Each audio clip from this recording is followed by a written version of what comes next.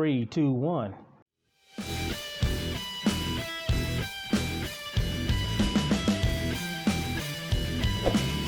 Light 'em up. I'm Paul. Buck. This is the Paul and Buck Show. Hey, big Buckin deal.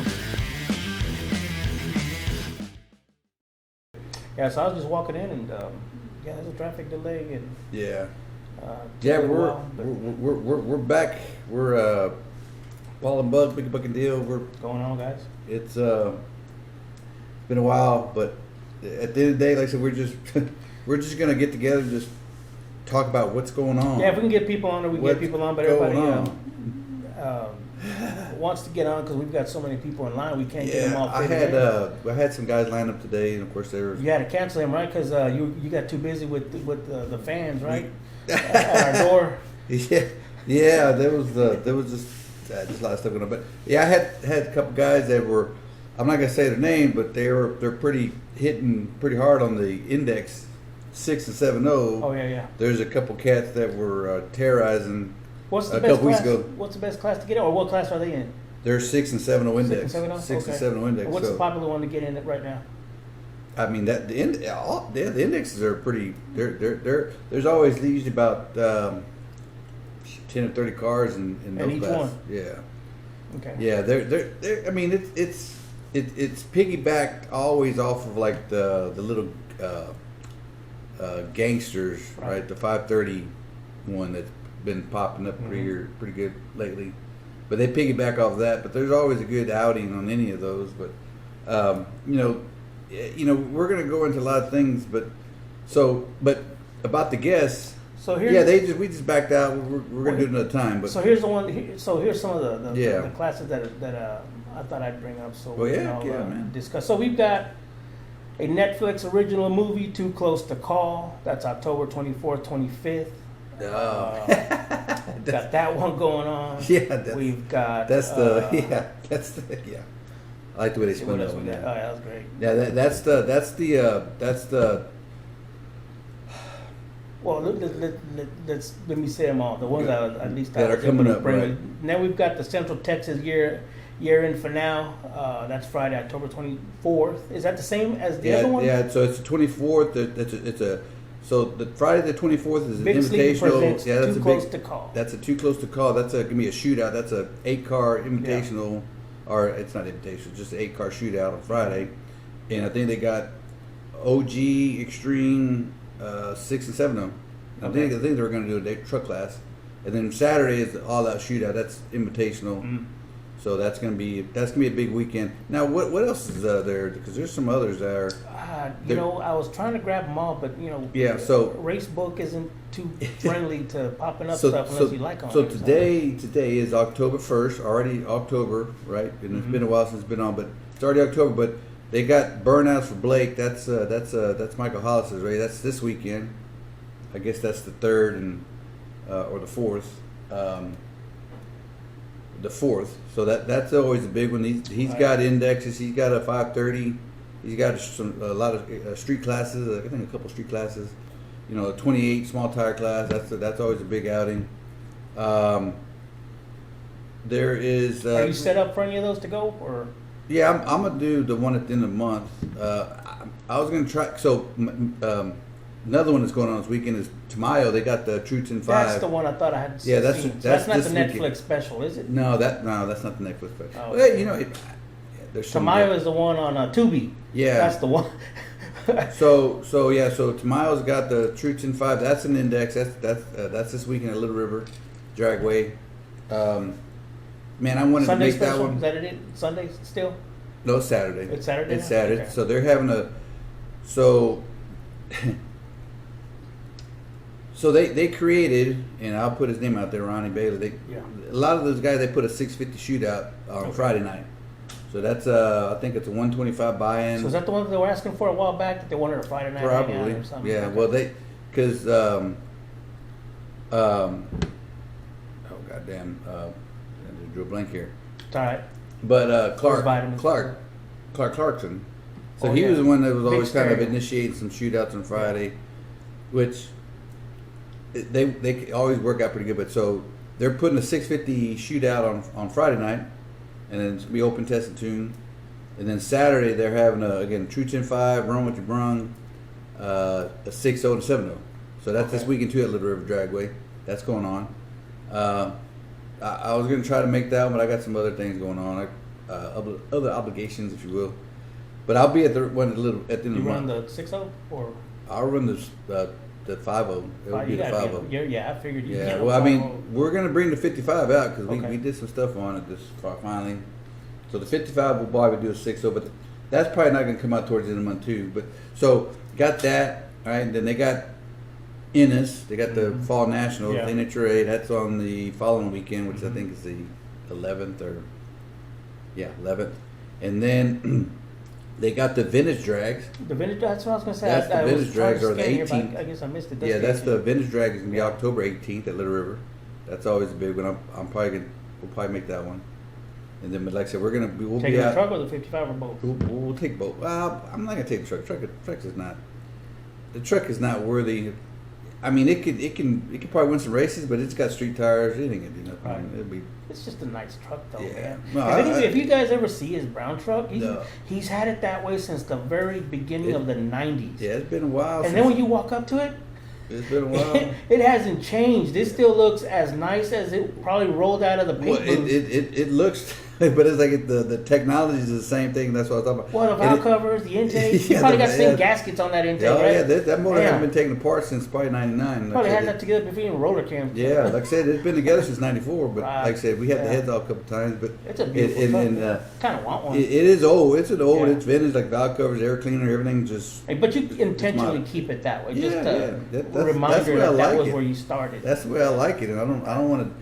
I modernized it a little bit. I put EFI on it, and stuff like that. That's kind of cool. But that's the part tires, of your job. It's what you do. Yeah, the tires are like some hard Mickey Thompson Sportsmen. They're weathered, they're rotted, man. They're old, man. You know what? And you can't buy tires now because they're like 2 times what I paid back in the day. Speaking of tires, man, I got this Cadillac running, right? Yeah. And I decided to take it across town to go hang out in Buda. And so it's got some power. So every now and then, just having some fun from stoplight to stoplight. I nail it, right? And my son was driving behind me, and he goes, "Man, you're lighting up them tires." I said, "Are you sure?" He goes, "Man, you are smoking them," and you're going sideways. I said, "No, I know that one," but I said, "I don't feel like the wheels were like really spinning like that." He goes, "No, you're just inhaling them." Well, come Monday, I called my friend Ray Martinez over at Firestone in Oak Hill. So if you guys need any kind of tune-up, any kind of work, you can always hit him up. Great tires, great discount, great service. Frank is one of their tuners. He'll set you up. So I call him up and I said, "Hey, I don't have all the type of computer equipment to check all kinds of codes and anything else that just say HP tuners or one of your apps can't solve." And one of the things that I have is the ABS, right? It needs to get reconnected with the BCN. It takes another freaking computer to do that, to register, and you actually have to go to AC Delco to register with your VIN number and then pair it up, and that's just the thing that GM does so that not everybody has access to. They still want to make money, right? So I go over there and I'm driving. This is around 12 noon, so I'm going down Mopac, and all of a sudden my dash starts making a little bit of noise. Like, man, I got change in the freaking ashtray. And no, I don't have nothing in there. So I'm like, is that the radio? So I'm trying to hold the radio. I said, man, where's this? And it kept getting worse. So I finally freaking called Noe. He's behind me. I said, hey. I said, one of my wheels coming off or something? Because it ain't my drive shaft. Yeah, one of them delaminated by the time I got to Oak Hill. And he goes, no, you got to turn in. He goes, I finally see your bumper vibrating. Yeah. So he gets off and he looks at it. He goes, your passenger rear tire. The passenger rear tire is the one that's actually delaminating. And he goes, so we're going to have to go slow. And so we get up there, man. I tell Ray, I say, hey, man, I think I'm going to need some tires now. I said, I wasn't originally coming for tires. I said, you're going to have to hook me up with the tires.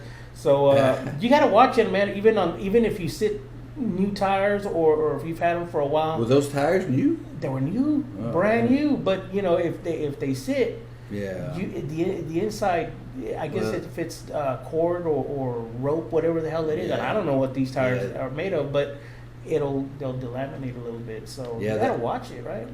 Yeah, that can be kind of crazy. Like I said, they can be dangerous too. But Do you ever put yours on jack stands, or you just drive it too much? no, I don't do shit. Damn. Yeah, but to your point, Mickey like I said, if Thompson's you let them different. sit, Yeah. if you let them sit, they will ruin in the sidewall because Right. the sidewall is where your main support is at, Yeah, and then yeah. when that support goes away, then they'll start busting the belts or cords. That's or, what. That's Yeah, probably but- what ended up. Especially, it didn't take but a few burnouts to Yeah, I bet. Yeah. get those tires to wake up, right? Yeah, they wake up. Yeah. So Especially when you're maybe sitting on like maybe 35 pounds of psi cold, and then you hit them, then they go to like 40 right. pounds. So But- these tires were probably sitting for maybe not even a year and a half. I don't think. Really? Wow.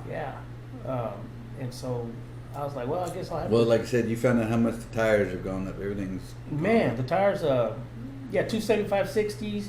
Mhm. You know, which was the go-to tire at Pep Boys. You can get them for like 125, 109. Not anymore. 300. They're over 300 now. They are.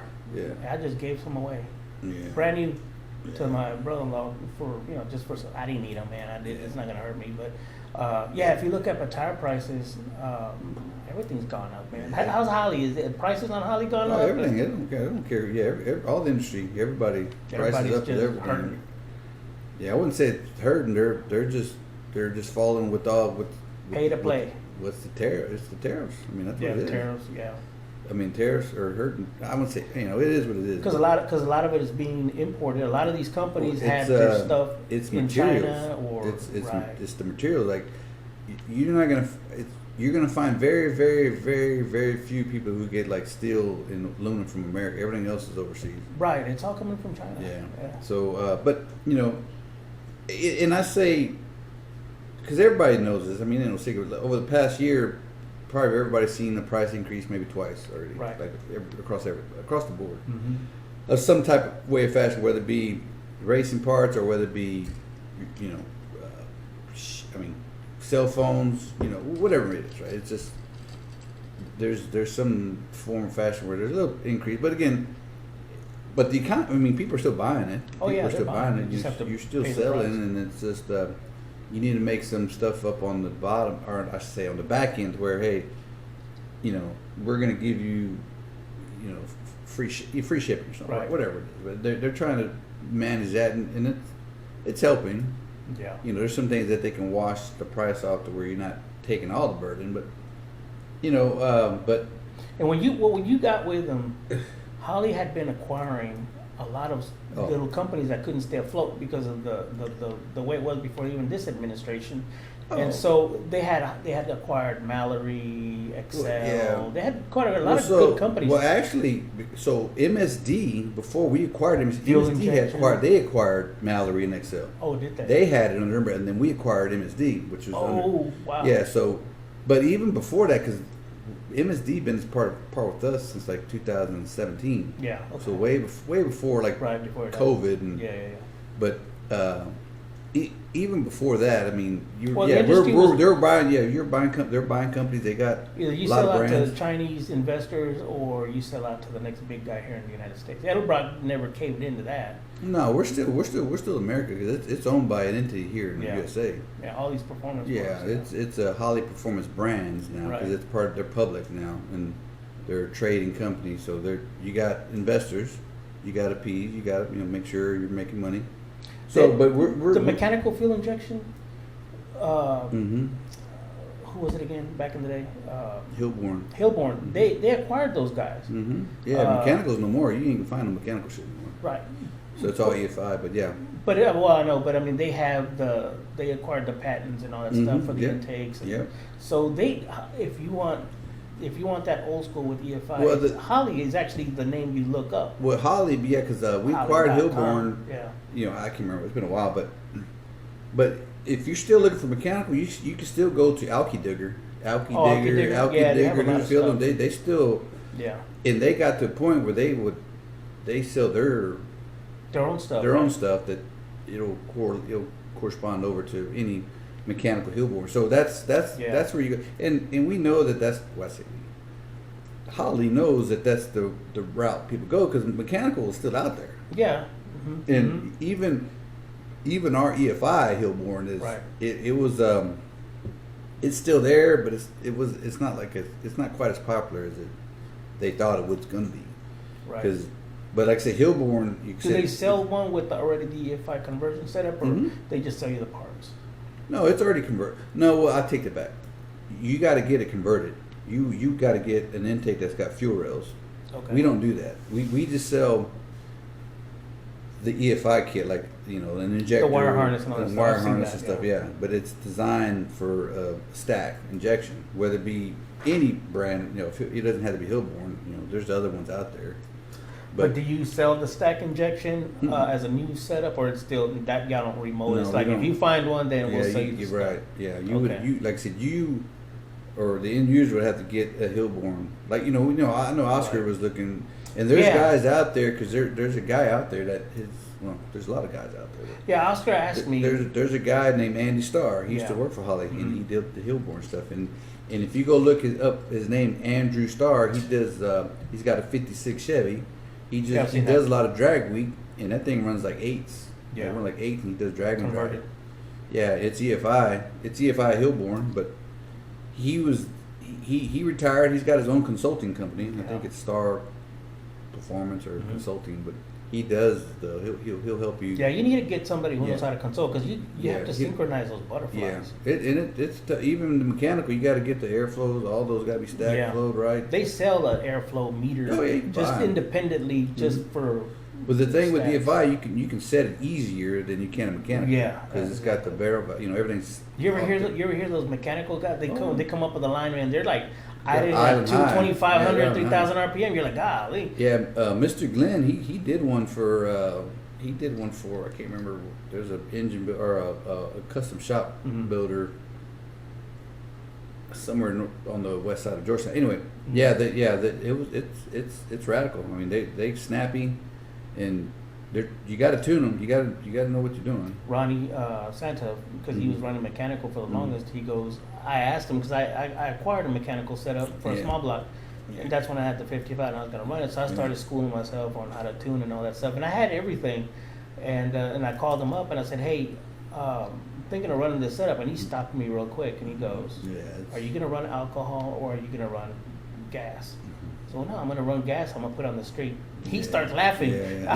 I said, what? I said, well, what's the difference? He goes, look, I took mine off and I ran dual carbs, not because I don't know how to tune it or anything like that. He goes, it's just the window. Yeah, there's a power. Yeah, there's a window to tune alcohol, and then there's a window this big for variables of everything that you cannot account for with gasoline. Yeah. He goes, so sometimes you're gonna run, and if temperature changes just slightly, humidity, anything, he goes, your tunes are off. Yeah. So by the time you pull your car and you go to the starting light, he goes, already your tunes are done. They're sensitive, like so. That's why they check all the airflow velocities in each stack. But you could probably run it on the street. It's just it's no. There's some guys that they adjust on the return flow and all that. Yeah. And you can get it, but they don't tell you that the car sometimes leans out stupid. Yeah, I was gonna say because that's how you get it to run. You lean the crap. Well, you lean it as much as you can where it's safe. But yeah, there's a point, like I said, with the air temp and everything changes. Everything will go south or you can go a different direction. Every 3 months, you got to retune the whole damn thing. Yeah. So that's a good question about the Hillborn because a lot of people. If you go to the Holly website, you'll find there's Hillborn stuff there for EFI. The conversion is TPS, IAC, IAC, ETPS, fuel rails. You can run LS injection in the pump. You can put it in the tank, or you can put an MSD bolt on. But the problem is always going to be in who knows how to weld the bungs and the fuel rails that will match. So, example, Oscar has an old mechanical setup. There's no fuel rails for that. You got to make and that's what a lot of people do. To go EFI, you have to modify an existing. Right. A lot of people put the fuel rails in the inside. Right. And here's the thing about injectors, which people know, maybe a lot of people, but there's many different type of injectors. Yeah. It's all about the height, right? It's all height. And so that you can use whatever injector you're going to use, and you modify a Hillborn. You got to make sure you use that same injector every time because it's all about the height. Yeah, the height, it's the height and the O-ring size. Yeah. Yeah. So and like I said, the most common are you can run LSs, but LSs. So there's like two different ones. Yeah, the first gen, like a true LS1, LS6, they're EV1. They're tall. They're a taller one. They got, and then you got your EV6s, LS2 which are they're LS2, LS3. Yeah. Right. You know they're shorter. Yeah. The top and the bottom O-ring, they're two different sizes. Yeah. So again, as long as you know what injector and whoever's fabricating your intake. BTR actually sells an O-ring that you can run. Yeah. That's all. An EV1 into an LS6. And that's what I was. Well, there's also God dang it. They make adapters. You can buy adapters. Yeah. I'm not going to blink too, but ICT billet. ICT billet. So they make different. So if you got a different height or O-ring, then you can buy a little caps or and then the pigtails are different from the EV1 to LS. Yeah, that's the other thing. So like I said, if you're going to run the exact same injector every time, then it doesn't matter. As long as the fabricator knows, hey, this is the height, then you can run whatever injector you want. Right. As long as it's going to be an EV1 based, what you're fabricating to. Right. But then there's also which nobody would run them, but like there's like an E14, which are some of the smaller ones. But if you went for modifications, it's going to be either an EV6. EV6 got a lot more. Those are most common because they got different pound per hour. Right. If you're going to run high horsepower, it'll be an EV6 because EV1s are only limited to so much, but there's a lot of aftermarket. Those are 24. Yeah, well, that's factory, but like Snake Eater. But I don't think you can't uncap those. No, that's just it. You get those, you're done. Well, like I said, it's if you run a fat, but you can buy aftermarket like EV1s. You can buy. You can buy like any pound per hour you want, but they're most commonly you can find like a higher pound per hour, like 100 or 120. Most of these street guys, man, they just want to go to the junkyard and try to find that one injector that they can decap and even that I would always tell because we get the calls too for like. So just make sure you go flow them. Right. Go have somebody flow them because you may have written cap them. One's gonna flow like crazy, and the other one's gonna something's wrong or. Or at least put some cleaner through them with a 12 volt and see if they're pulsing. Yeah. Well, even if you pulse them, but you can pulse them, but even if you put them up on the flow bench, one may provide more pound per hour than the other, and they sound the same, but one's clogged up or something, or they've been sitting in a junkyard for 10 years and. Who's the go-to guy to get them? There's a lot of guys. There's a guy in Holland. There's a guy in Holland that does them. There's a couple guys around here. Biddle does them. Oh, does he? Yeah, Biddle can flow. There you go, guys. We're trying to fit in some stuff so you guys know and what's in the local area. Yeah, Biddle can reflow and kind of get your injectors, where they're all even. One thing that best you can. Right? That I was looking for was whenever you go from a stock throttle body from an LS to 192 or 102. If you ever run into this contraption where you need to retune everything, I just happened to run into a YouTube video, man, and guess who it was? Who's that? It was Casey. Casey Rand. Yeah. And he literally puts on there, look, for all you guys who need to send me. Don't ever run over. Right, it's too big. He goes, but here's a proper way to set your ISC and to set your TPS and your throttle open. He actually just gives that out to you. I guess there's so many people that don't know how to set that up, and he says, look, just based on this is LS street cams and big street cam, do this every single time, and you won't run into that issue. And he goes, and then you can send me your file, and we will get the calls. Mail order tuner. We get the calls too. Like I said, even if it's a 92, I won't idle. It won't stay idling. I have to feather it. Or I put in geared dies. I'm like, well, what kind of cam you got? Yeah. Anything over like 220 at 50,000. Yeah. You got to crack your throttle blades open. You got to open some They're more. choking. It's choking up because your cam's not pulling no vacuum. And if those throttle blades are closed, your eye can only do so much. He literally just went straight to, if you have, here's this video, YouTube starts off this.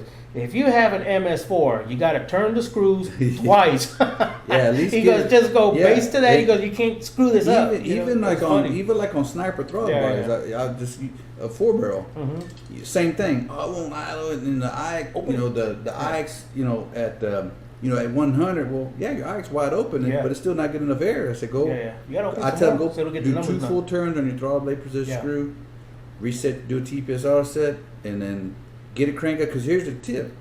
is this is not necessary for every ECU. A lot of ECUs are different, but for like Holly, get the vehicle if you get it running. Let's say, hey, okay, cranks up an idle, it's idling high, but okay, let it idle high, get up the temperature, right? Get up to 160, get in the closed loop, and then go adjust your IAC where you park your IAC at about 10%. 15 or 10. If they got a big cam and they're only pulling like 5 inches of vacuum, I tell them, hell, put that IAC at about 18 or 20%. Yeah. Because your throttle blades are open and your IAC is happy at 20% and it's getting enough air. And I say, hey, if it's idling good and comes back down, okay, then I say, well, turn your key off. Right. And then crank it up. Because that son of a bitch should just crank right up and up. No, it should. When it's up to temperature, you should be able to turn your key and it should pop right off. Okay. But if you sit there and the thing goes, then it starts up, and then I say, go give it some more throttle blade or get your IAC a little bit higher because it wants more air. Right. It's still not. Anyway, so yeah. So Casey is a mail order tuner. He can get you dialed in on, and he's great on factory ECUs. Dude, he is the go-to guy. He's the go-to guy, and he. I can't remember what he says he does like a week on tunes, and it's a lot. Oh, so man, there's stuff that they send him that he even thinks some stuff is funny because he's like, man, how does this even get by people? You know what I mean? And there's some crazy percentages like through the roof. Like, well, that don't. Yeah, but he's the one that does the Texas speed cars, their race cars, isn't it? Like the Camaros and all that stuff that they have. Because I've seen him driving them. Yeah, he did back when the owner still owned Texas Speed, but that was been a couple years ago. But he would race all the cars and. But he Casey he's got fast stuff. He's just busy. He's just been busy lately. He's got a lot of fast cars. But metal order tuner, man. He's the go-to for factory ECUs and probably anything else. Holly, he can dial in anything. He helps a lot of the local racers around Temple. So, man, I picked the wrong car to learn HB tuners because I'm the guy that has a screwdriver in his back pocket. You know, I'm that guy that everybody's like, oh man, here comes Grandpa. You know what I mean, boomer. But I got this Cadillac. I had no choice but to get in there and look at codes and all kinds of junk. So I go through the whole thing. But you know what, man? I much respect to all you CTSV drag racers out there because you're not only just messing with a supercharged car, you're messing with a computer and a car that complains of every single little thing in that car. So if you put a big ass cam, if you increase the boost, and then the car starts freaking crying for the ABS, or it starts crying for everything piggybacks over everything. Everything piggybacks. I mean, even the door handles have a sensor in the door handle, not like in the door. No, in the door handle. So if you hit the alarm, and it's time of the death of the door handle, stick your key in it, and now you got a code for that. And then there's another code for that part of the code to tell you there's a code for that in that code. And then so you go chase that code, and then it'll tell you the radio is cheating on you. I can believe you know that? Man. I'm like, I believe that. Like I said, there's like a lot of high end stuff in there because that car's I don't think the Corvette is even that complicated, man. I do not think the Corvette has that many features. But anyway, probably not. I know that's even the sensors like piggybacking off of a thing. Like say you say, hey, I can fix this and get it. Oh, that code went in and boop. Like something else pop up. Like something to do with traction control or something. Yeah, my car has the E67 computer, and so it's different from the 411 PCM. But this one, I mean, it's quirky when it comes to the fans. It's the transmission is mixed in with the traction control with the throttle body. I see that. I mean, you've got to go in there. So whenever you look at YouTube and it says, let's do a burnout tune, you've got to play with the torque converter. You got to play. You got to play with the traction control. Does that system. Have a drive-by-wire? Is it a drive-by-wire throttle body for the torque converter? No, for the drive-by-wire. Yeah, it's electronic. Wireless. Yeah, you just have to go. That's in another there. thing that probably some safety factors in that thing too. Well, it's just. It just says clean throttle body, and you just reset it. And if you unplug the battery or whatever, you go in there and you reset it and you clean out your. But it'll let you do a burnout. Well, I got into. I'm real good at tuning my own transmission. I'm not good with the injectors or doing a mass airflow exemption on there to where you just run it on speed density. But when it came to the computer, I've been playing around with my buddies with transmission. So I go in there and I start seeing torque converter, adjustment. But it's separate from the other table to the 3 different settings of shifting characteristics. So like for your truck and my truck, our truck's going to have towing, then it's going to have a second setting of different type of shifting character, and then you've got your regular cruise. When the Cadillac, it says performance, and then you've got the second one, it's performance drive. It's like it shifts harder, it increases, PSI, and then you've got your cruise. So each one of those is a different set. But in the 411 PCM, it's not as complicated because it doesn't really affect a lot of other factors. So a lot of guys are saying, man, I done floored it, but if your car's running a little raised, the throttle body starts freaking, it's setting you back on the power. Well, because, so in the reason I asked about the drive-by-wire, because by default, because like all of our ECUs, they follow like a lot of GM protocols. But like, in our system, we can do the same thing on transmission. We can go change the shift firmness, pressure, your line pressure, and we can do. Because they have no other option. You're running that automatic. It's all GM, so but based off whatever you select. But anyway, going back to the drive-by-wire electronic auto body, that like on ours, again, it follows like a GM protocol. Is that if your brake is applied, it's signal, then it'll put your car in not limp mode, but it won't let your TPS go over 10% to mine, or 20%. To mine, it would automatically send it into second gear. It would not let you go start off. Okay, so I thought my transmission was like, damn, it's broke. Yeah. No, you had to go disable that damn stuff. Okay, so they let you disable. Okay. Yeah. So like on ours just has a signal wire from like the brake light switch. Yeah. Oh, so just tell customers like, just cut it, buddy. Yeah, I didn't say that, but. Because like I said, that's what it does. I'm gonna start looking for that wire. It sees that brake wire. It sees that brake applied in the system. Like, oh, okay, well, I'm braking, so I'm not gonna go over 20%. And people go, I can't do a burnout, or I know this motor can do it. Like, you have that. It's a gray wire. Do you have the gray wire connected to the brake switch? Yeah, we'll go disconnect it. And But anyway, so that's our trigger, but.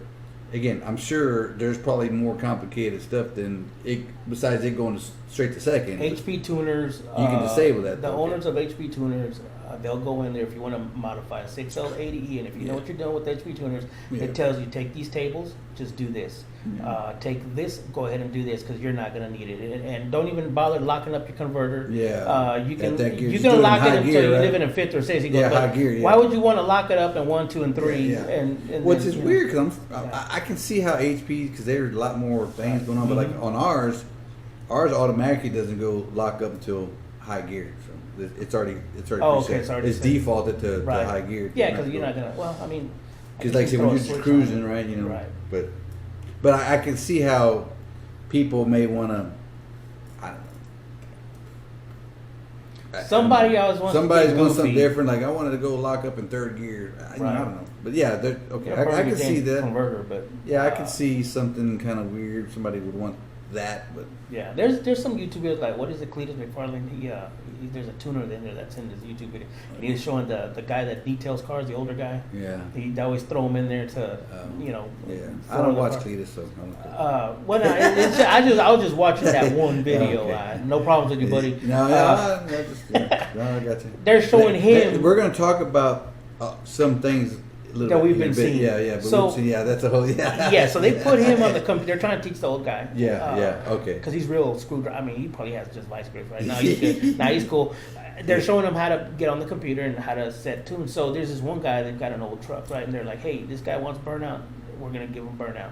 So they start adjusting stuff, and they go and get in the truck, man, and the next thing you know, man, that truck is just lighting them up to where before, man, that truck would just, the throttle body would just hold you back, and I've seen it even on my truck, we're like a year difference, and all of a sudden, you're just being backpedaled. You're like, what the hell's going on? Then all of a sudden you fill up, and then you ain't got no more issues, and the truck's working again. Or you throw it in tow. The 6L is a whole lot different than like a 4L trans, but it's morely because those transmission has the there's a ECN or there's a like a CPU inside that transmission. It's a TCM. It's inside the TCM. Inside the damn. It's TCM that's embedded with its own SN. Yeah. And you can't rebuild it. It's completely together. Yeah. So I was asking my buddy. I said, "Hey, I said when these go bad, you can't modify the solenoids." He goes, "No, you just buy another one." They're whole because you can buy the TCM. Right. I mean, that's what you do. So They are a different beast, and you can kind of feel it with weight shifts and weight down shifts because it's based off of speed. Yeah, It's not RPM; it's based off of a speed, how it shifts. But anyway, yeah, I hear what you're saying. But Holly has to work with what they've got, and that's the same tuning parameters. So we make a transmission controller for 6L80, 6L90. Independent. Wow. No, it piggybacks. It's not a standalone. It piggybacks off our Terminator. Oh, okay. Our Terminator Max, but the Terminator Max takes that module, and because the first thing you got to do with that module, you got to marry it. It's got to get that serial number. Same thing. And then it brings that serial number and it registers it, and then you can start talking to it. And then when you first do the initial setup on our transfer, you can do it like for how you want your shifting, and then how you want that, and then once that is sent to the TCM, and then it's boom, then it's communicating. Right. But the same, we can do the same thing. We can change, like I said, you can change line pressure, firmness, new shifts, lockup parameters, and stuff like that. But so in the end, it's choice: stick with the stock computer, or just put a Holly in it and ignore everything else. The 6L80, 6L90, like, it's great, man. They've been out for a couple years, maybe a little bit longer. I think mine was the first year, 06. Yeah. Okay. Yeah. So, but things have gotten better because when they first came out, there was a few things because the connector. Yeah. On our side, there was an issue with the locking. It wasn't letting you fully seat into the transmission, so they were the male and female pins were not making a good connection. But that was the thing. That was that part, the pigtail that you would get. Yeah, it comes with the whole harness because that kit comes with the whole harness. It's everything, and it's got the lock. Right. And something with the lock was not letting it fully seat. But anyway, that's been fixed. That's been a couple years ago. That's all settled now. But now, everybody wants an 8-speed or 10-speed. That's the go-to transmission. And everybody, they've seen it on. We do not have one yet. I say yet. It's gonna be. It'll be soon. But even if a customer says, "Hey, I need to have an 8-speed or 10-speed," there's people out there. There's companies out there that make a standalone transfer controller that can piggyback to our system. Because all you need is like an RPM and a GPS signal, and that's it. You know what's funny? For standalone. You've got the that online Facebook video game where you can drag race. For a while there, people were building up cars and doing 8th mile no prep, and you could go in and set up your turbo or nitrous, purging. You could set it up even on a freaking trans brake and pro tree. I mean, you could do whatever the hell you wanted, right? Mm-hmm. But one of the options that they had was 10-speed. 10-speed. But if you are watching and you're like, what's that damn game called?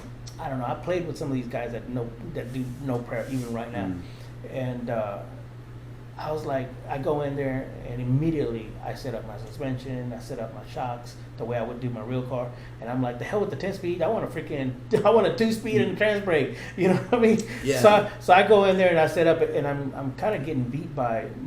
Well, my son had a 10-speed, and I'm like, dude, what the hell? He had like different gear ratios and all kinds of stuff, and I'm like, this is stupid. Who the hell would run a freaking 10-speed?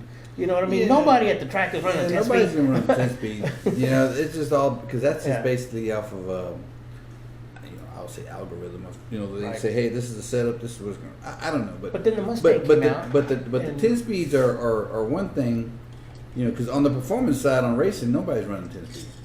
But, it could be an aspect of your road racing. Cars, right, yeah. I mean, even if they run a 10-speed, and the only good thing about 10-speed, because the 10-speed's probably got a super low first, second, third gear. Yeah. But if you're running that, even a quarter mile, they're probably only using 3 or 4 gears. They're not using all the 10-speeds. Right. So it's just that constant engagement of keeping the RPMs up. Yeah, because you got the percentage, your slippage, your clutch slippage, it's real low. But like I said, you probably got a super low first and second gear, which that's gonna get you. That's what you want. That's probably why they're running it. But like I said, if you run an 8 mile quarter, you're probably only running 4 or 5 gears. You're not running all the 10 speed. Yeah. What's funny is that when you're on that video game, you're literally like looking at your opponent and you can see his fender. And so you're like, damn, come on, you're trying to get that nitrous, and the next run. I've seen it, but I don't mess with it. It was pretty cool because actually, I think who was maybe Clark or somebody had showed something one time that they built the car, I guess, or something. But Yeah, no, it was. I think it was him. You had the guy that does the video work. He does RC cars as well. He was on there. He was actually doing an underground race where you had to go to Messenger. No, really. And then you would pick and choose, and we got picked to run.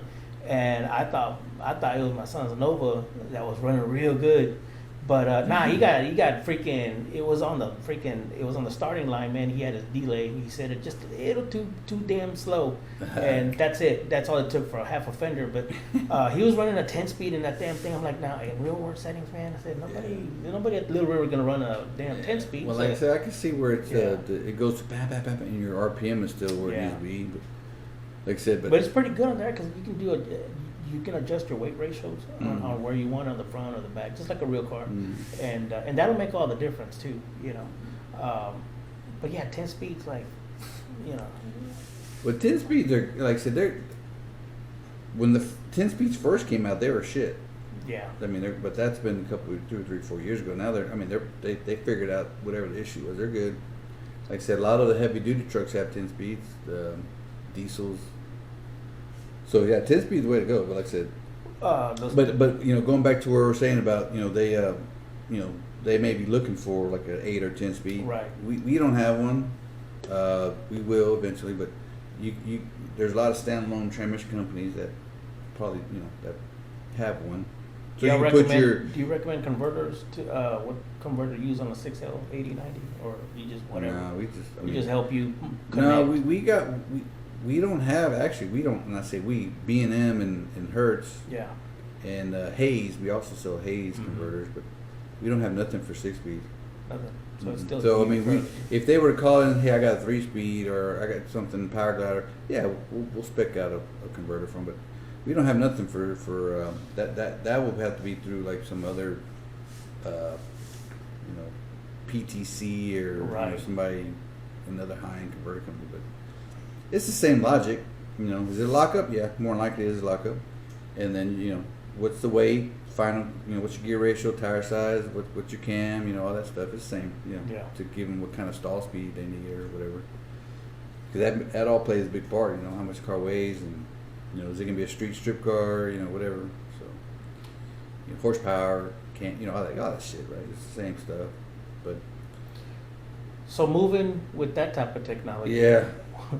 What's the latest shit show that we are starting to notice this year in the world of what is that? Was that no prep? Did it start off? Okay. We're gonna go talk a little more. Okay, so I mean, it's just something that just came about. One of our buddies. Here goes the main root of why this has happened, because.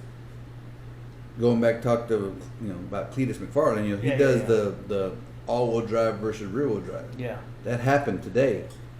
So first, all those cars that we've seen that had those dually wheels. Holy shit! Right, they had.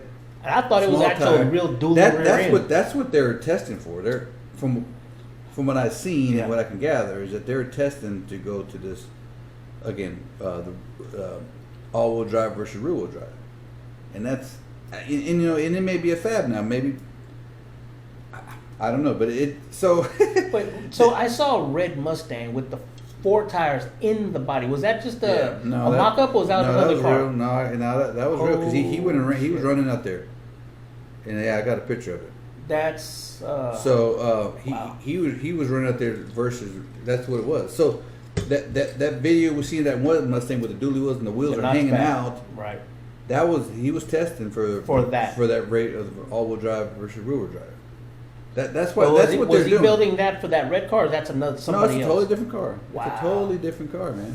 Damn. Totally, because the notch. It was a notch, or I don't know what it was, but the blue one was a notch. That was a notch. Okay, that one had the wheels hanging out. Those had a set of wheels inside, and he had another set of, I call them dualies, and he had another But there's this other Mustang like we just showed that was like a 95 or whatever. Then that was like the car was already tubbed, right? And he had 4 wheels, a set of wheels on each side. They were tucked in the wheel. So that's what that was for. And is it gonna be a fad now? Is that what the people been doing? I don't know, because if you think about it, if it's a no prep small tire, there's really no rules outlined saying, hey, you just said small tire. Right. And it's not one wheel. It's not a real big tire. They're actually just two sets of small tires. But get this. Now you got to tune man.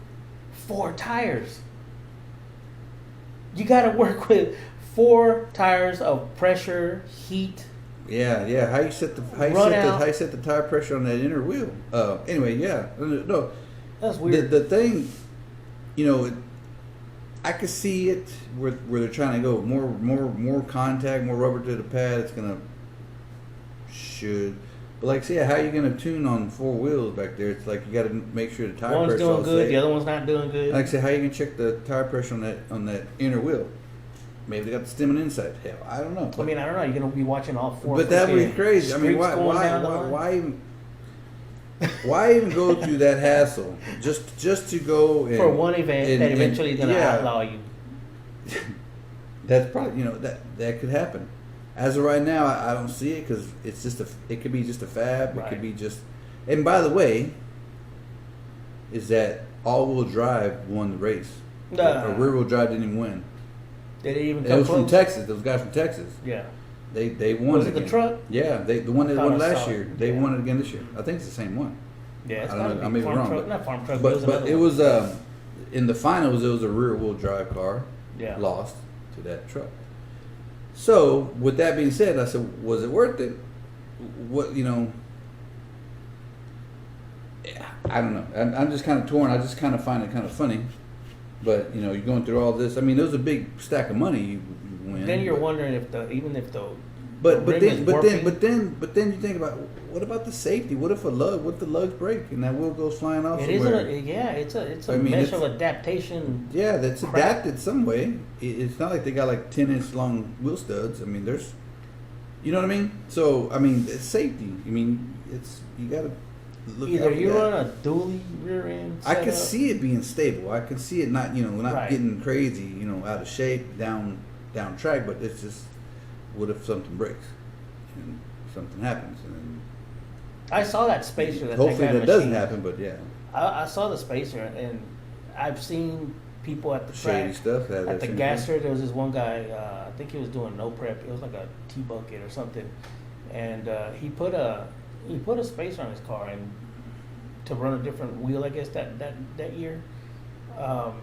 And he popped his wheel right there on the starting line. So spacers. You've been told, don't be running spacers, because if you're trying to put it on slicks and prep track, I don't know what's going on with that mesh, but the rear end and the physics of that just does not work. And I don't care if it's a steel spacer or not. If you've got studs here, whether they're screw-on or 5/8 or whatever, and then you put another set. It's a lot of weight hanging out there in the end. And it's a lot of complication. The inertia of both.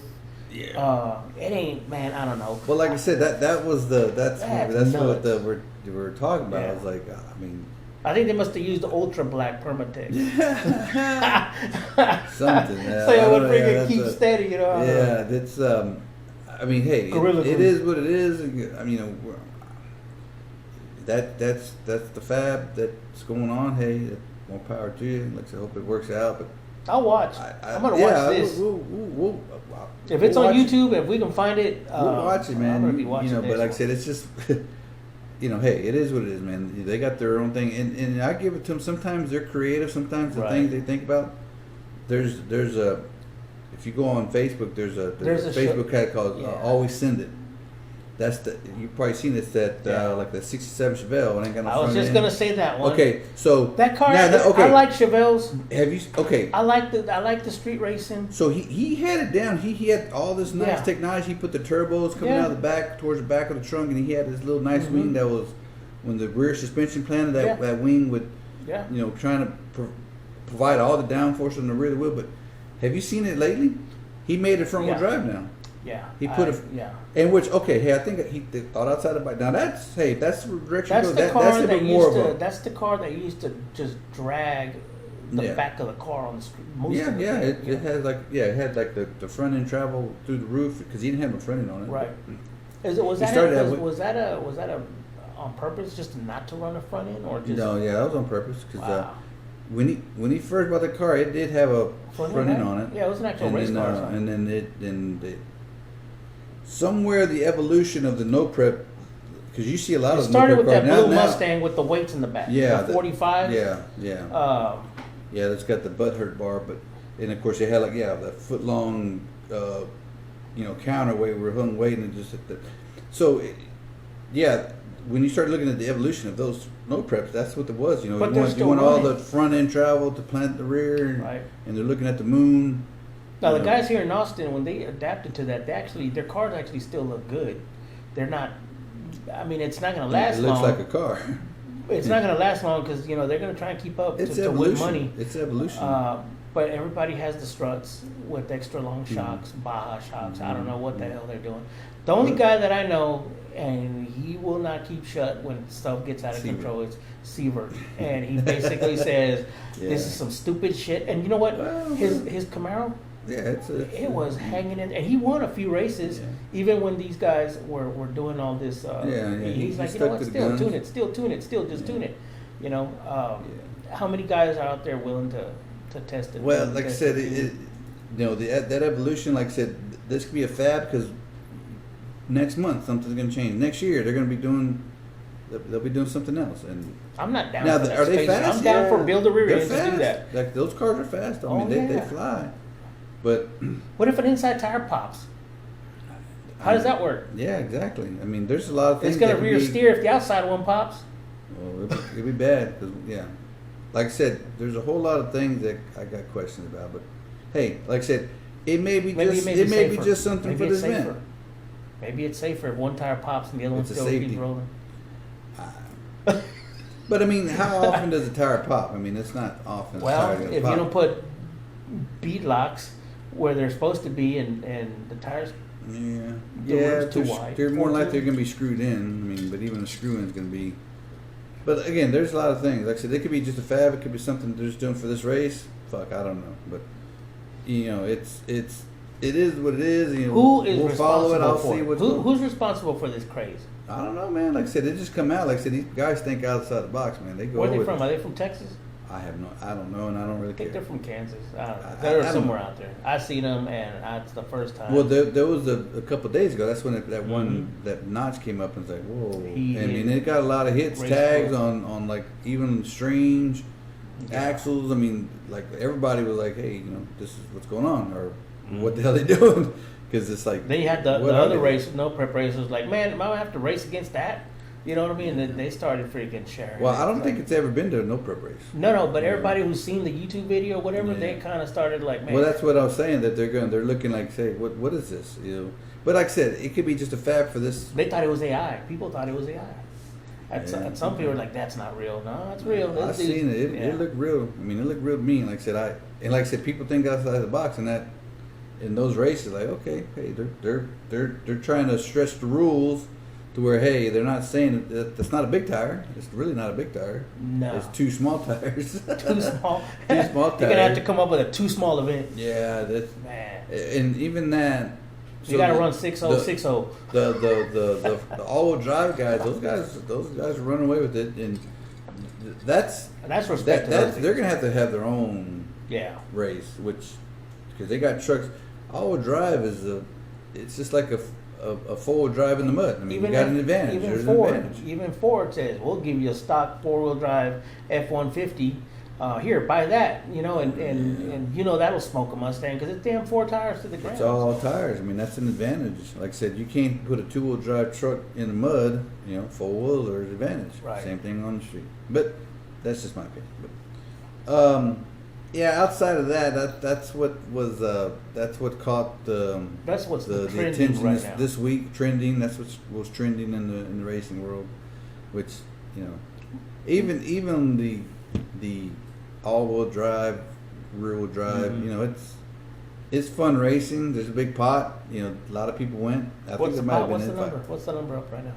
The pot. Cash out, I want to say it was like $50,000. Whoa! I think it was like 50. I wonder they're coming out with all kinds. Yeah, that's what I'm saying.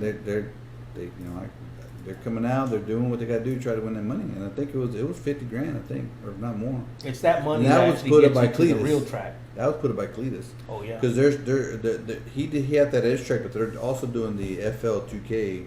I think that's this week too. So that's a big thing, right? So they're going to be having their 2K, which that's always big here in Texas. Right. They're having it in Florida.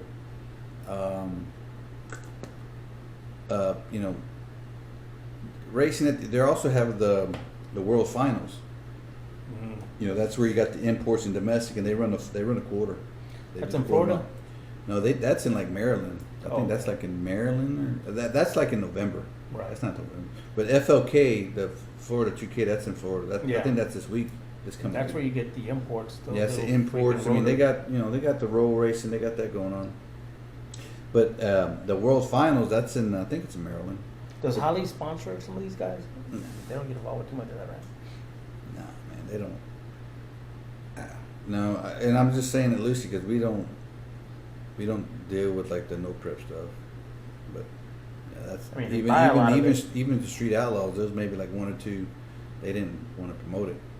Yeah. They didn't promote the Street Outlaws or right.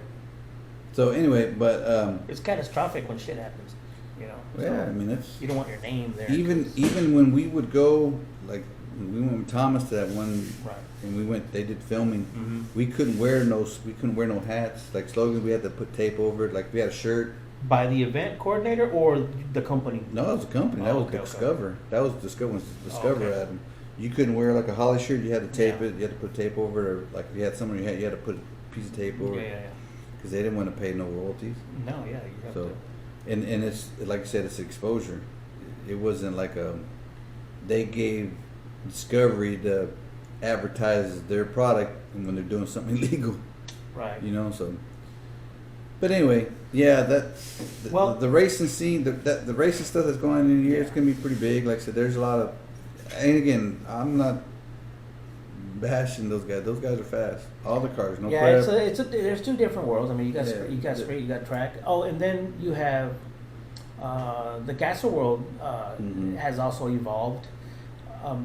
It's not much going on here in Texas anymore. More dead south, like north, east, northeast. I mean, Mark from here moved out to there. me, Alabama, Mississippi, that's south. Yeah, that's true. That's south. Yeah. That's even south. though we're nowhere. Yeah, they're more towards the east. They're more east, north. They're more southeast, but But Tennessee and Alabama and Mississippi. Well, even those guys, North Carolina, gassers, Quayne, he sold to his rights, right? He sold his to the guy with the black 55 Chevy, and the last time I was talking to some of the Texas guys that go up there, last time I was the last time I was out there to talking to one of the Texas guys, I said, "Hey, you're still going out there?" And he goes, "Man," he goes, "A lot has changed as far as the I'm not sure if it was the payouts, but as far as the type of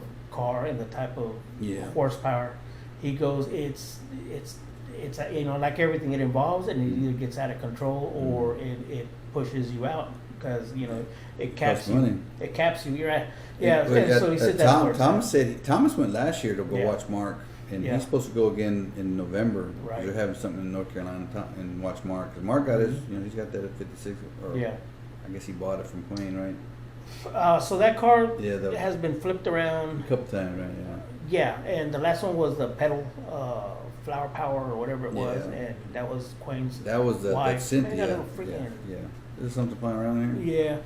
Yeah. We'll just edit that. Y'all didn't see that. Quayne had the car. He got it from one of the previous racers. Actually, the car was a '60s car, and the guy who had it was black and copper brown or something like that. Mm-hmm. And then Quayne's wife, who had passed away, she had it. And she was racing it, and then gave it switched drivers, which was the niece, I think, who started racing it. She really put it out there. I mean, she was driving. So Cynthia was the one that used to drive the niece. I don't remember her name. But then Mark got a hold of the car, and so I guess because the young girl was gonna, either do school stuff. I don't know, whatever. Right. But Mark gets it, and he puts his motor in it, yeah. and he calls it the Sasquatch. Yeah. And the girl who was driving it last, she's the backup girl. Yeah. And so Mark's been doing good. I mean, hell, he made that car jump on all four wheels off the track. You can see his photos.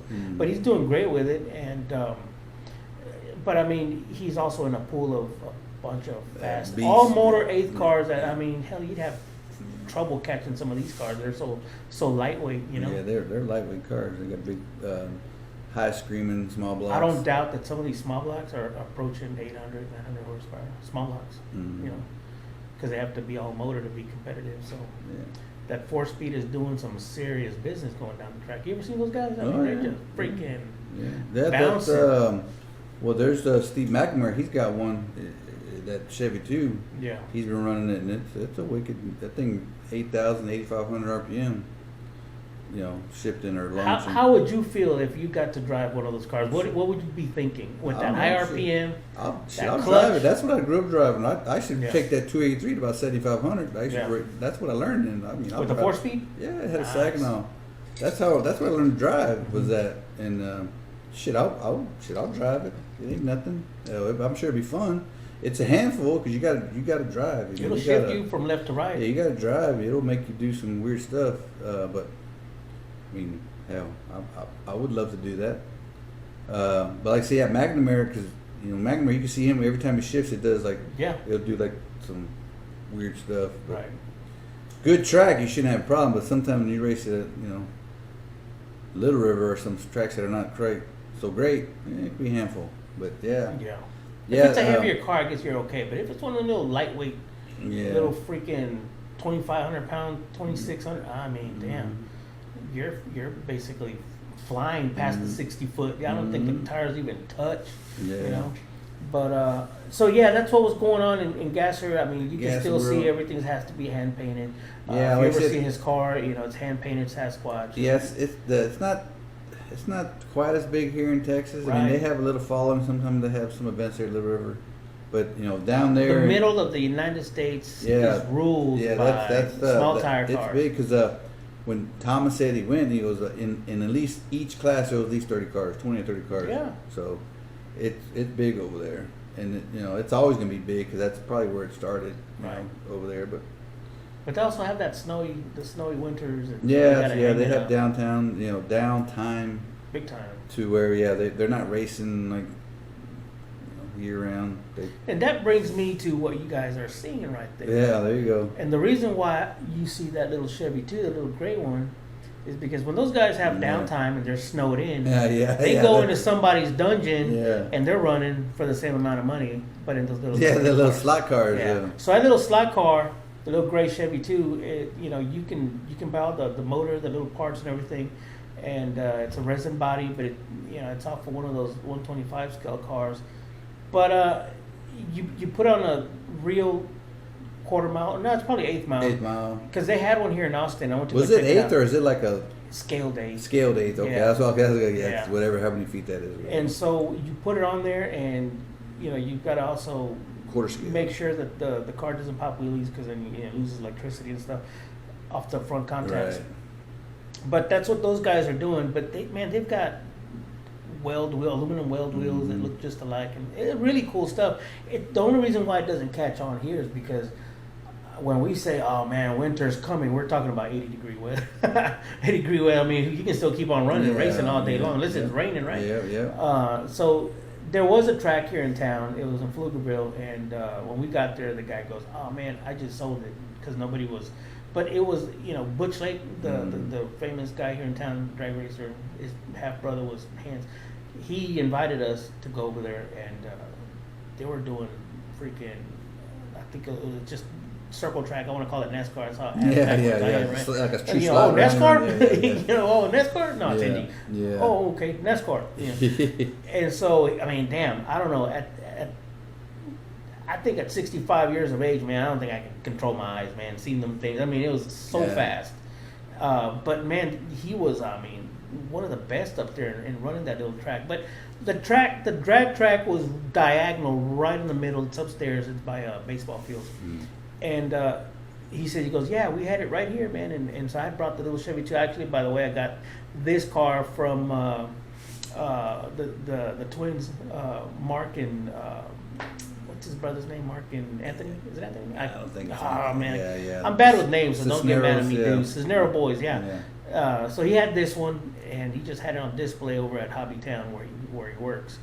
And I said, dude, let me buy that car off. He goes, man, yeah, because I need this to build me something cool for me. You know, I want to build a Camaro or something. Yeah. And so I bought it from him, and it's just a shelf warmer, but it's beautiful. I think the nearest place to go and do this stuff, even on a bad day or something, is to go over to Whiteside in Waco. You know, he's the one that they still do that stuff with it. And even when he came over to the house, he said that they were doing RC cars. Mm-hmm. You know, so they were the Traxxas, you know, those drag cars. It's like no prep.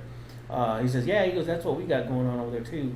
And I think he even had it downscaled to even 1/64 scale. Really? You know, little Hot Wheels. Yeah, he raced. Whiteside will race anything that's fun, you know. But you know, with that said, you know, that sums it up when it comes to the world of hobbies and what people do when you don't mess with your big car. And, right. The reason why you guys are seeing these model cars is because, you know, today everybody either wants to do a big car or you're just gonna sit on your damn phone and watch race book all day long. And that, like I said, we were talking earlier, that they don't make a lot of these cars no more. So I mean, most of them, but you know, if you find some, they're a new mold, maybe some previous existing, but some that were back from the 70s or 50s, and then you're not gonna. So when I got back into it, you know, my first thing was, when I was you know, a little kid in the 80s, you know, this is when I used to go to Kmart. You know, Kmart's not even around. I used to go to Kmart and buy these model cars. They were like $6.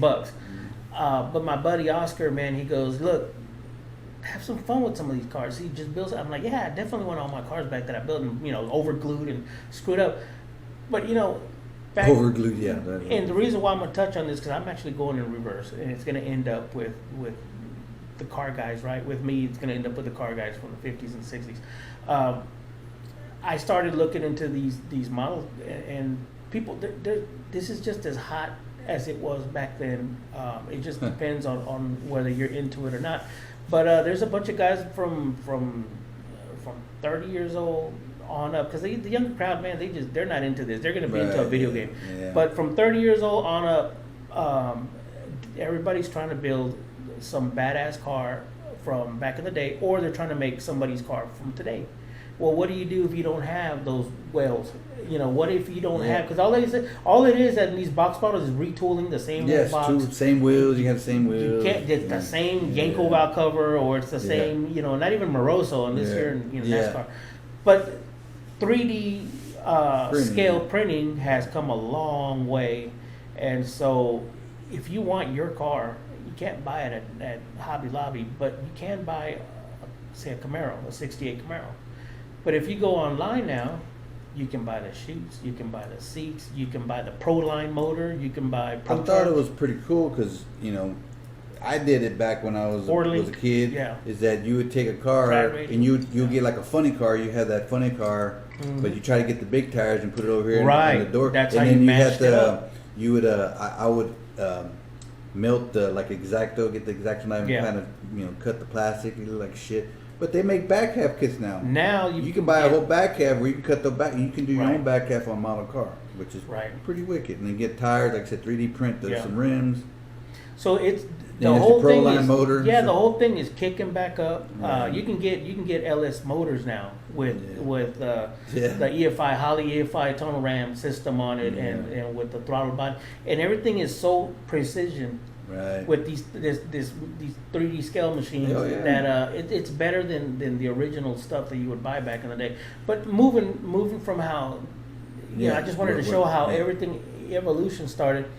You know, before the early '60s, it was just stock cars, right? Nobody was really into it. But Rod and Custom, they did articles and they said, look, Rod and Custom, I think it was AMT. They said we want to in the cartoons. Yeah, we want to build some of the cars that are in the Hot Rod magazine. So you know, we're going to build like a group of 10 cars that are out of the magazine. And so you've got the Black Widow right there, a little black car. You've got the green Hornet. Those were all cars that were featured in Hot Rod magazine at that time. At that time. And that green car right there, that was actually an 8-second car back then. Back in the day. That's how insane that little bucket was. But they made it into a model car, and every month that the magazine came out, they had a section for model cars that the subscribers would read, and then you could submit your stuff. Uh-huh. And AMT was real big in designing these kits that were patterned after the car show or Hot Rod magazine or whatever events. Mm-hmm. And well, that's how Oscar got into it as a little kid back in the day, right?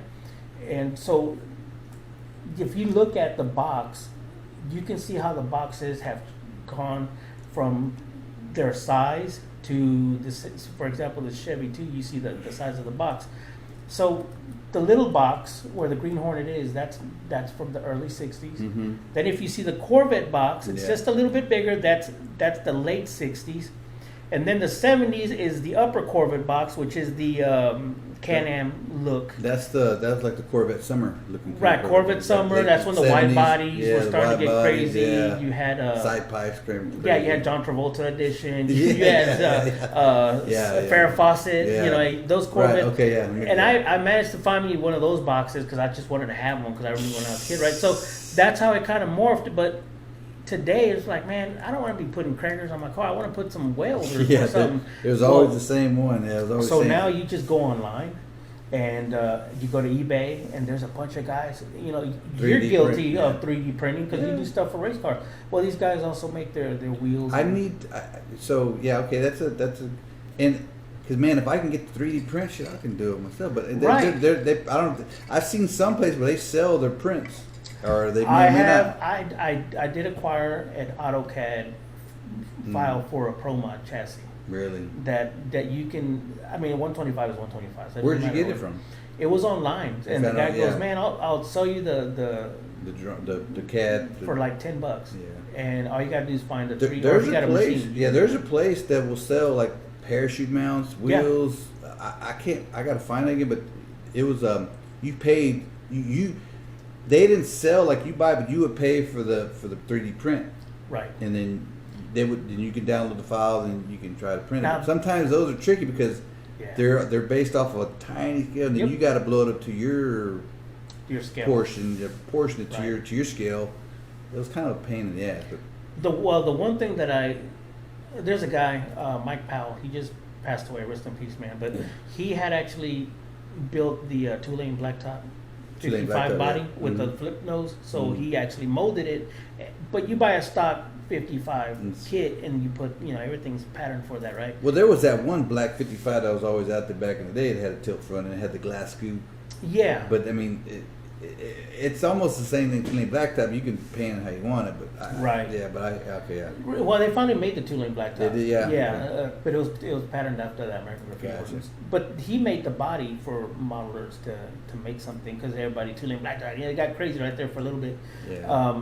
So that black one too was a straight axle too. It was different. It was. Yeah. So, but anyway, okay, yeah. Well, he started designing that, and one of the inside stories that he would tell me is like, he goes, well, look, Paul, the problem with all these guys building all these parts is that they're using the wrong resin or plastic or whatever it is. He goes, so some of these guys, and Oscar, I told him, and Oscar goes, yeah. He goes, I ordered a body one time from so-and-so or the straight axle kit. He goes, this goddamn thing just melted on me right there in front of on my table. It just warped. And I'm like, well, what causes it? He goes, I don't know. I asked this glue, guy. Right? The resin, it's the heating process and the cleanup. I don't know. So I asked Mike, I said, hey, so it's not going to like mess up on me? He goes, no. He goes, some people don't know how to cure the mold. And, and I'm sure you're probably familiar with it because you've been building some stuff, right? Bigger. Yeah. Wrong plastic, right plastic. Yeah. What's up with that? So there's elements, right? They got PLFE, they got ABS, they got a few other they got some other like PLs, like PL plus and PLA plus and stuff. It all comes down to the heat, because So when you go through and you do your splice, like I use Cura. Yeah. You splice it and it tells you how long it takes, but you go set what element you're using, then it'll determine how heat that you can put when you put it on the printer. So, but from what I found, like most PLA it's pretty durable. It can withstand some heat. Yeah. You know, like and they make carbon elements.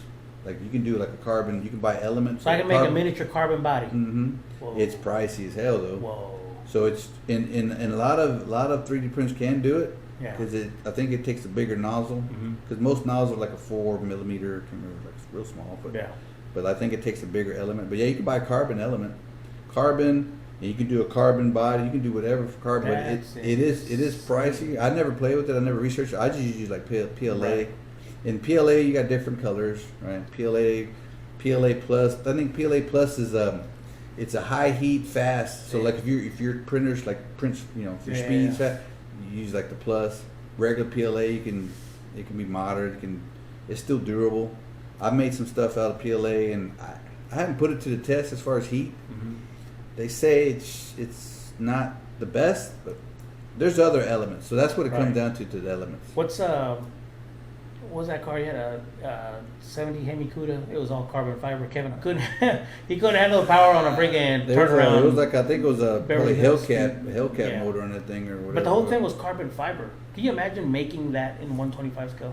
You know, no. How much would the body cost? To $100 for just a little bit of liquid. Yeah, maybe not quite that much, but it'll be pricey. What if you? Because like if you buy because when you buy the element, you buy a roll, you buy a spool. Oh, okay. And that spool is like $100. So it's you like make a string or something. Yeah, it's a string. It's honestly, I thought I had some here. Yeah, it's just like a string. It's like a filler. It's like and it goes through a feed and it comes out of the nozzle. It goes through they call it the extruder. It's like a heating thing, and melts it and then strings it out and then cools. So it's tricky because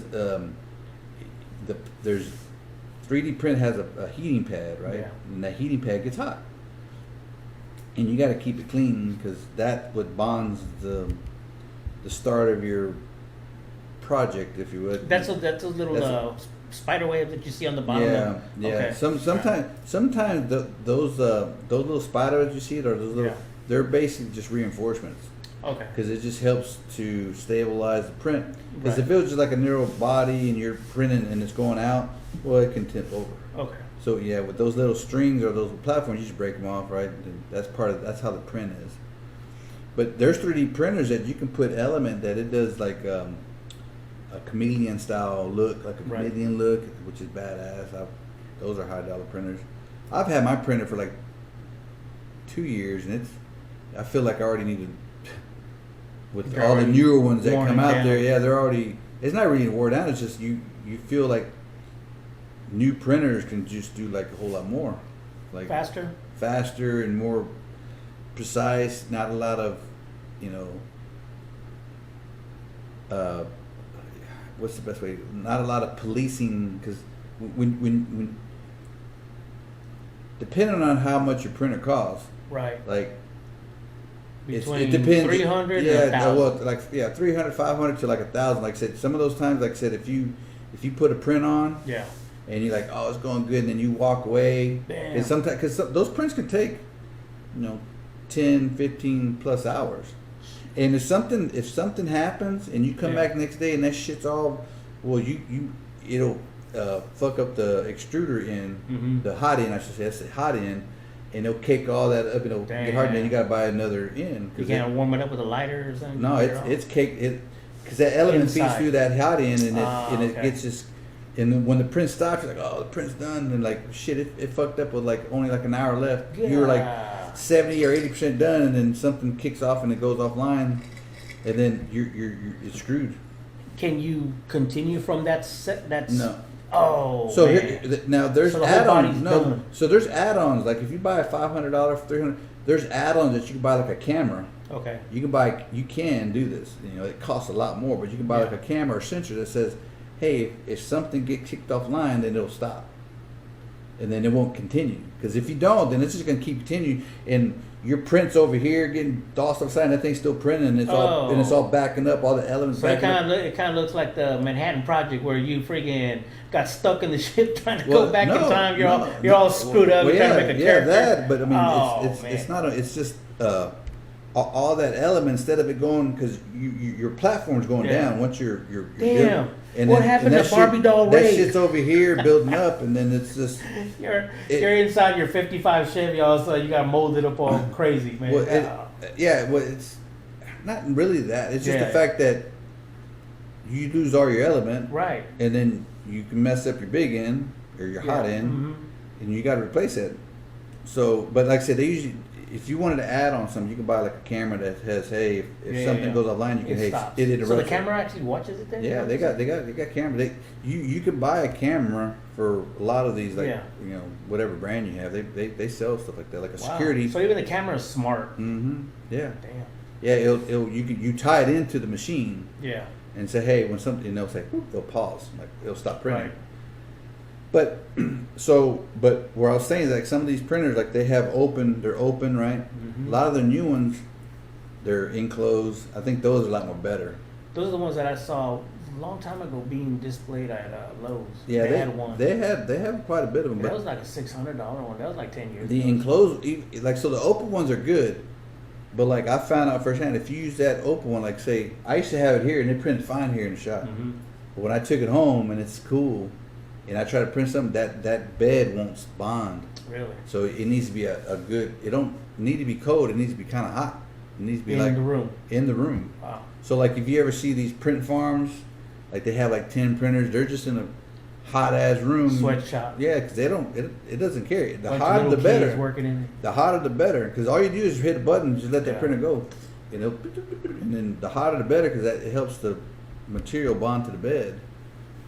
So I found that out first. But you know, if you go buy a good printer that's got an enclosure, that's better because it's enclosed. Have you had that screw up on you? Oh yeah, a couple times. Wow. Yeah, I've had it a couple times. What's the setback? What's the price range to get back up and? Oh, those hot ends are about $15. Okay. It's not. You just change that hot end and put new element in it.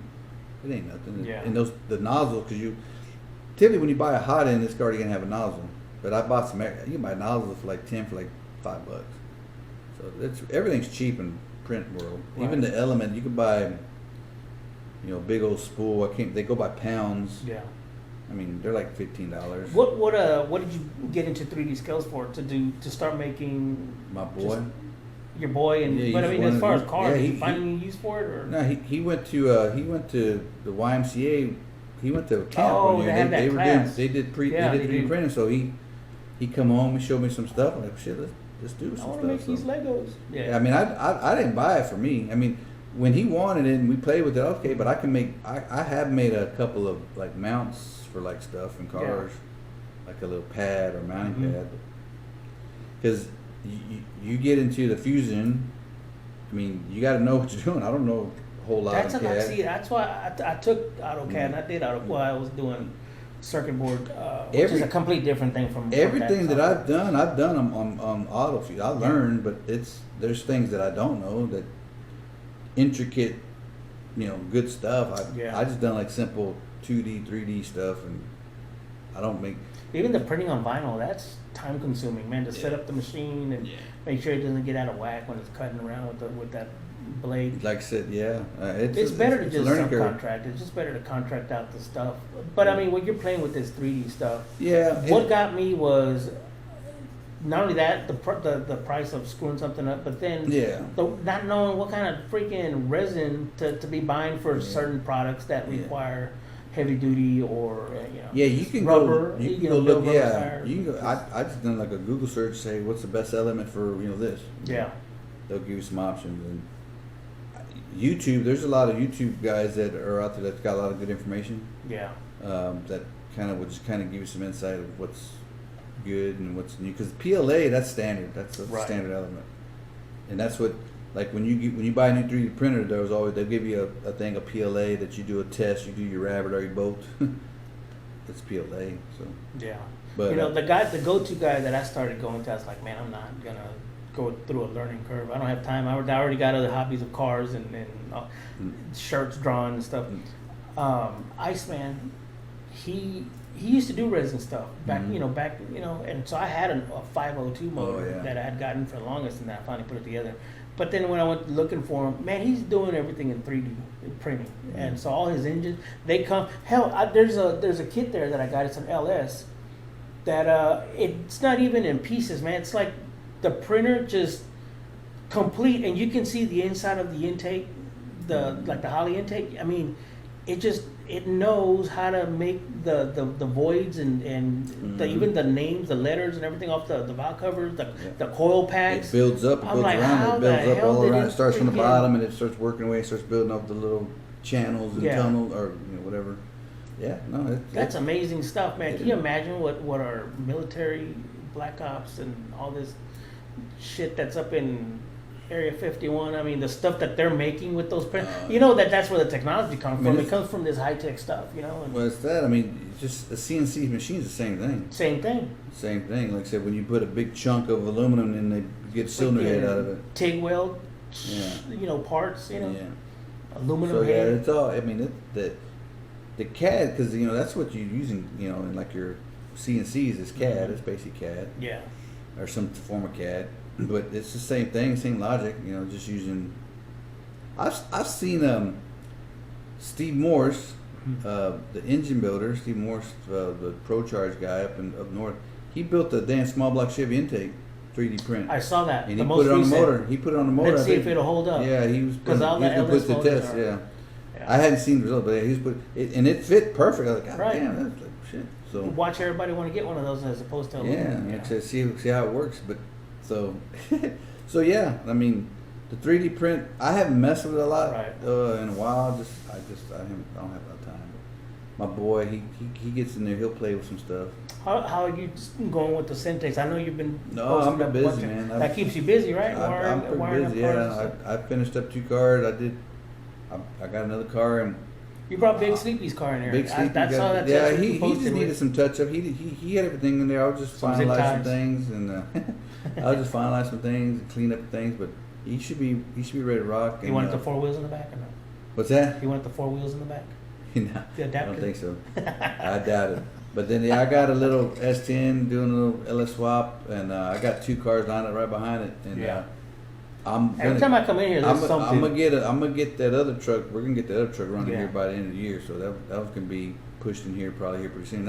And I'm gonna try to do like on my other CenTex or CenTex wiring solution, but I'm gonna try on my other channel, Central Tech Streetcar Association, the steps that I'm gonna do to get that truck running. So it'll be a multiple video kind of, Yeah, that's what I started doing on the original channel that I had, because with COVID, I mean, nobody was going out doing nothing, so we're playing around with at Oscar's garage with just the model cars, and we're doing even the Hot Wheel little drag racers for kids, just because you couldn't get these kids out of that. I know, yeah. So we're doing that, but I took the channel and I said, you know what? I said, why don't you, my boys? I said, why don't you guys start just videoing everything that you guys keep messing with here in the house? So we kind of started messing with the Cadillac, and dude, there's so much that we learned off of that thing. And actually, since there's not that many of that STSV with the North Star motor, which is not even a production, this is the race block version of Cadillac. Before they said too expensive, let's just put an LS in there. So this block is pretty. It's a pretty. I mean, you can't blow up these motors. I mean, they can take a lot, right? But with just acquiring Cadillac and learning how to work on a Cadillac, it's not like a Camaro, it's not like a Corvette. There were so many of the things that we had to go through that when we started posting stuff up, man, there's a lot of people out there that were also like, please help. We don't have the right fuel pump. Please help. We the fuel filter or what can interchange with this car, because a lot of it is obsolete. I said, dude, nothing is ever obsolete. It just changes part numbers. The throttle body, your gaskets or whatever. You just have to go, your injectors, all of this stuff. It's not obsolete. It's just obsolete because of a part number from, say, 2008 or 9, but it's still there. You can still go to Holly and get injectors and whatnot to make everything work. Mm-hmm. So I started posting this stuff, man, and people were like, man, you saved me, because I didn't know how to do the crank sensor, replacement. Yeah, little stuff like that. If I didn't know the number, I didn't know where to look for. It's on Rock Auto, dude, like $20 for the pigtail. You don't have to, go to the junkyard.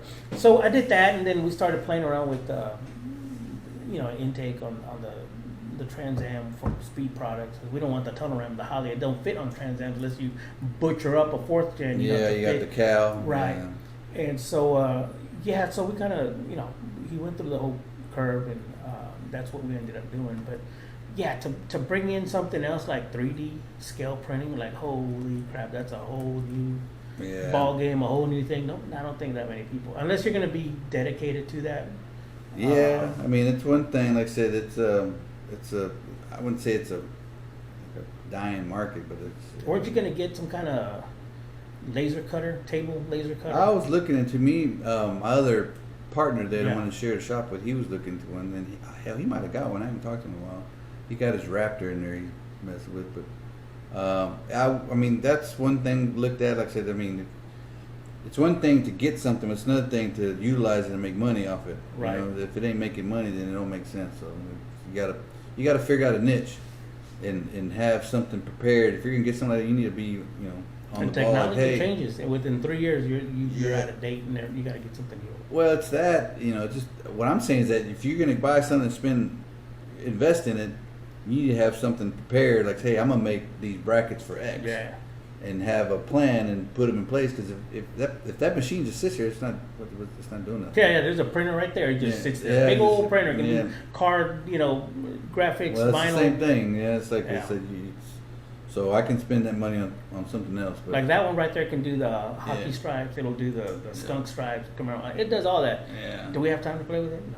Yeah, that's the thing. Yeah. It's at your disposal every single day, right? You just pass by it. Yeah, I mean, it can't. I mean, it's there. I know it can do something in the future, but ain't got time. Like I said, but I've been traveling a lot. I've been going to events with my job, so that's another thing. Have you? Where have you been? I went to LS Fest first year. I went to there was a event in Arizona. Mm-hmm. Then I went to Good Guys this past weekend up in Fort Worth, and then I was gonna do C10 National this weekend, but I'm not gonna. That you was get compensated for those trips? Yeah. I get paid for it. So I say that, but you can expense so much. There's so much. Well, do you have to be under a tent, or you just go to the booth that's already there? Yeah, so we have a trailer. There's like a either a Holly trailer or something, Mm-hmm. but. So there was a C10 Nationals that was going to be in Nashville this weekend. Yeah. I had changed my plans to go to that. There's the Dino's. I think there's a Dino's event in Arizona again. I think that's in November. Mm-hmm. So, but just outside of that, I'm gonna make some effort to do some work here The local events. and get do some local stuff. I'm gonna try. I'm gonna do what I can. But overall, man. We're going to try to get another show. Like I said, we got some guys we want to get in, because we'll probably get a few guys that on repeat that we said we were going to get back in. Right. But if we don't, man, be on the lookout for some new shows. Like I said, we're going to try to have some more, like I said, time permitting. Right. Say it's we're both pretty busy. But the racing scene is still here, big in Central Texas. Streetcar scene. Big. I know you want to give a shout out to somebody who would in the streetcar scene in the Thunderbolts. I did. I have I have more of the the local event. I mean, not everybody goes to drag racing, but I mean, I keep in touch with everybody, right? But Oscar down in Taylor, I wanted him to come by so we could, because he really knows a lot about the model car stuff and how it changes and how even those who have say a race car or something, and you want your rendition, you think when you go to Hobby Town or Hobby Lobby, that car's not there, that's not what I want. Yeah, so he knows where to get all your stuff. He knows who to start. Everything's online. I mean, we don't even have a speed shop in town anymore. Everything's Amazon, or you got to call Buck here and it's online drop shit. Everything's drop shit. Well, that's the thing, and I mean, you want to give a shout out to Odom and Odom. So Olin, he finally retired. He retired, and after was it 90? Man, Olin's been running since the late 40s. Yeah, late 40s. And he ran that 32. We're actually gonna. I brought the last recording that we did with the Thunderbolts, right. So you can get an idea as to what I'm talking about. But yeah, he's been around all this time, and by all means, he's not quitting. He moves on Just to slow relax down a it. little bit. Yeah, He's gonna finally retire. slowing down. Yeah, He's finally 'cause slowing down at 90 or something. He was going wide open there. Man. He's like Clint Eastwood, man. He just don't know how to stop. Yeah. That dude can still walk. You probably see him at the racetrack still. Yeah. But sometimes with age, you kind of, who wants to be cutting grass all the time? Oh, I gotta cut grass. Oh man, I gotta prepare some food. He's gonna take a break. How about I just pay somebody? Yeah. I just want to chill and come home and see that everything's done. You know what I mean? You get to that. So he decided to part with his loving car that he's had since back then. It made the Taylor Bolts newspaper. Even back in the day. He won a bunch of races in NHRA and even local stuff. But Oscar ended up getting a hold of the car, and Oscar's going to carry the torch lit, and so he's going to put his car back to his glory. The last thing that I spoke with Oscar about on that car, he goes, you know what, Paul? I said, he goes, are you familiar with the A&W or A&H distributors? I said, because he was having an issue with charging, or the coil, it fried on him. I said, on another car. But he got to talking with me about Olin's car. He goes, he runs dual coil in that car. I said, does he? He goes, are you familiar with that? And I said, I'm familiar with the dual coil, because I always research, shit for the last 20 years. I said, yeah, I know what that is. It's like the flamethrower setup, but it runs two coils. And he goes, yeah. He goes, if nobody would have known, he goes, and you would have done the regular, firing order with small block, he goes, the damn thing wouldn't work right. He goes, because this distributor has 2 points, but one is the 1357 and then 2468 coming at you. Yeah. He goes, and so when you've got the what do you call it, the inside freaking the rotor. The rotor. He goes, when it fires, it ignites one side and ignites the other. And you've got a coil per each or bank. Yeah, for each one. Bank, yeah. So he goes, he's had that on that car and functioning since then. He goes, and that's just some of the cool stuff that this car has. So anyway, he there was another recent guy that passed away. His name is Lamar McCormick. Lamar McCormick. Yeah, he passed away also recently. He was from a the rider. Thunderbolts. Yeah. So he was scrambling to get in together. Apparently, they're going to have a big going away car display. With Godspeed. Yeah, he's going to the Godspeeds, Yeah. and so he couldn't make it out here today to. Oscar. Oscar couldn't make it out here today to talk about the model cars. Yeah, so he was doing that because he wants to get his car We'll ready. catch up with Oscar another Right. time. Like I said, we're gonna. There's a lot of things we say we have planned, but Right.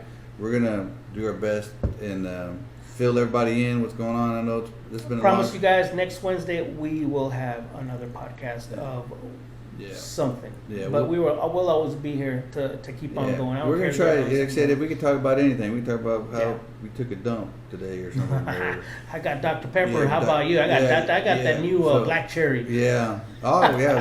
That's. Who's into black cherry Dr. Pepper, man? Hit a Yeah, like yeah, if you that's like it. it, all right? Yeah, we'll bring some. in Big Red. There you Okay. go, Big Red, Texas, Big Red. But anyway, so yeah, we're gonna wrap it up, man. Like, appreciate you guys hanging out with us. I know it might have been a little bit longer show than we wanted to, but we had a lot to talk about. But until next time, Get your model car. yeah, Come check me out on There you Instagram. go. There's always something cool to watch. There you I'm go. gonna build a drag radial, this little Chevy Tuno with all that latest stuff. So you're that now for all my 2 listeners. You'll get to Yeah. see what it is to actually build something with today's modern 3D scale technology. I think it's cool when I'm down and I can't, work on my big cars. I try and fit in one of these little model cars. It's addicting, right? But yeah, you're gonna get to see this Proline motor, the drag radial, the 275 with some Weld S71s on it.